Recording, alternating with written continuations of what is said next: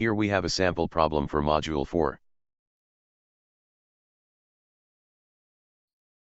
In this problem, a lamp with a mass of 42.6 kilograms hanging from wires of negligible mass as shown in the figure. Determine the tension T1, T2, and T3.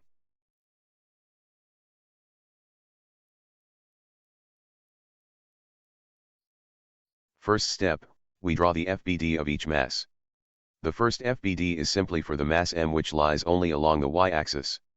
The second one is an FBD that connects all tensions which intersects at a point A which used as the origin. Note that the problem is not moving or it is static, so the accelerations are all zero.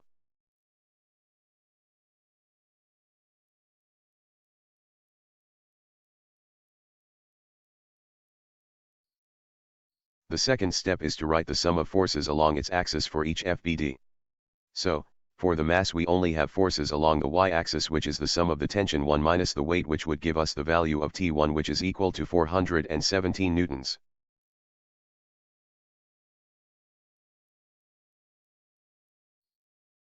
For the second FBD, the sum of forces along the x-axis is equal to the negative of the tension 2 along x plus the positive tension 2 along x equals to 0.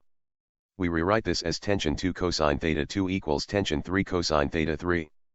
For y components we see it as the sum of tension 2 along y-axis plus tension 3 along y-axis minus tension 1 equals to 0. We rewrite this as the tension 2 sine theta 2 plus tension 3 sine theta 3 equals tension 1.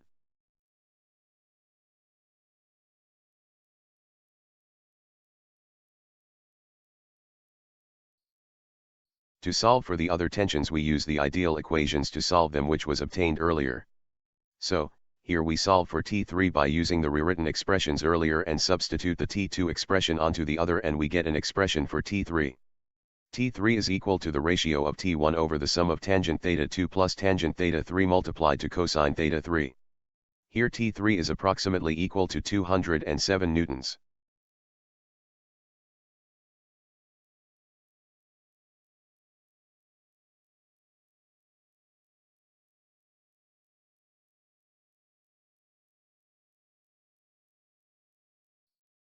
To solve for tension 2 we use the earlier expression used to as a substitute to determine the value of T2, which we see that it is approximately equal to 360 newtons.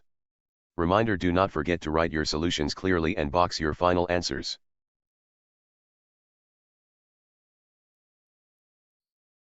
The end for now. For questions and comments you may send them to diyeslearningstuff@gmail.com. You may review the slide on YouTube at @dies learningstuff. Note, please do not forget to use your school email. Also write your complete name and class section. Thank you for listening and see next meeting.